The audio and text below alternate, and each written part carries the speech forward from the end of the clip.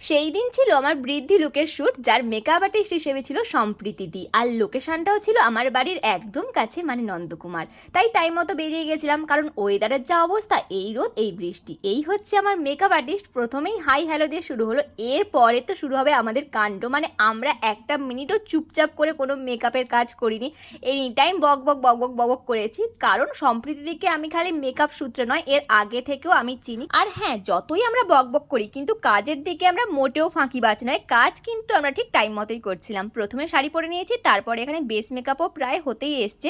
আর এই জায়গাটায় আমি হাসছিলাম, কারণ আমার কিছু ফানি ভিডিওর ক্লিপ নেওয়ার ছিল, যেগুলো দেখে বা যেগুলো শুনে আমরা দুজনেই প্রচণ্ড হেসেছি।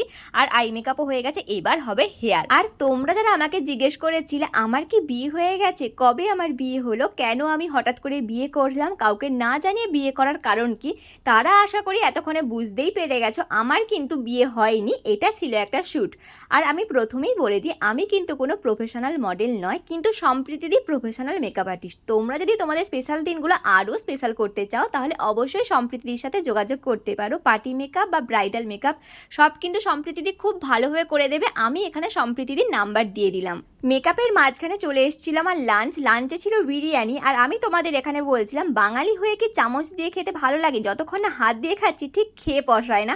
আর তারপরে খাওয়া দাওয়া কমপ্লিট করে এখানে আমার মেকআপও পুরো ডান হয়ে গেছে। এখানে চলছিল গয়না পরানো, আর আমি তো এখানে একটা ফানি ভিডিও শ্যুট করেছি। তোমরা আশা করি সেই ফানি ভিডিওটা দেখেছো, যদি না দেখো তাহলে এই ভিডিওটা দেখার পরে যে ফানি ভিডিওটা দেখে এসো। আর দেখো আমাদের মেকআপ কিন্তু পুরোপুরি কমপ্লিট। এবার চলে এসেছি ছাদে ফটোশ্যুট করতে, কিন্তু ওয়েদারটা যা মারাত্মক ছিল না, একদিকে রোদ একদিকে মেঘলা। আজকের মতো ভিডিওটা এতটাই, কেমন লাগলো জানিও, টাটা।